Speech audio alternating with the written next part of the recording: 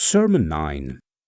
If you rest in the midst of the clergy, the wings of the dove shall be covered in silver, and her back wings in the color of gold. While he who is in heaven appoints kings over her, snow shall fall in Salmon, as it is said in the psalm. We have come together in this way, dearest fathers and brothers, in order to rebuild peace between us, the Dominicans, and you, the clergy of Florence. Therefore I propose the words of the prophet David, which seem sufficient for the subject. First of all, it bears on the clergy, since it says, "If you rest in the midst of the clergy."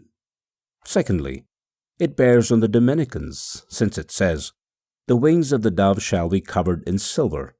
Thirdly, it bears on the maintenance of both, since it says, "And her back is a color of gold." Fourthly, it bears on the position of both parties, since it says, "While he who is in heaven appoints kings over her." Fifthly, it bears on the famous reconciliation between parties, since it says, "Snow shall fall in Salmon." Concerning the first and second, it is worth noting that following the glosa, the dove is the church, since it says in Song of Songs, "One is my dove," that it is one in an article of faith as laid out in the Creed, and in one holy Catholic and Apostolic Church. In this dove there are some who are feet, meaning active members, as is said in Psalms, "Our feet stand in your courts, Jerusalem." And these courts certainly refer to the church.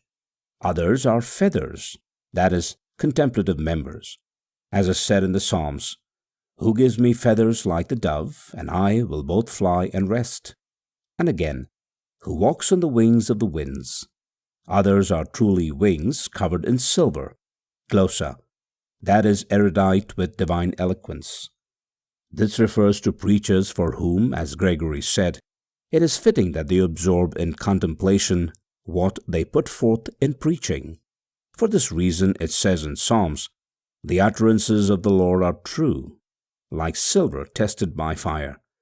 This is especially true for the brothers of the Dominican order, who are preachers not only in fact, but are even devoted to it through their name. They are, therefore, both wings and feet. This is why in Ezekiel it says concerning preachers, "Each one had 4 wings, and their feet were straight, and the soles of their feet were like the soles of the feet of a calf." Gregory, speaking about this, says, "Not easily is the sermon of a preacher received, if he seems to be less than moral." Therefore, this passage should be directed to them in the vocative case.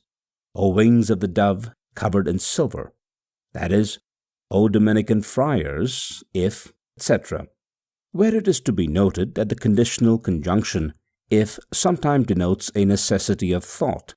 So in Job, "If you remain in my teachings, you will be my true disciples." Here he seems to be saying, "Since you ought to remain." And in Psalms, "If you hear his voice," certainly this means that you should hear. This should be understood in the same way.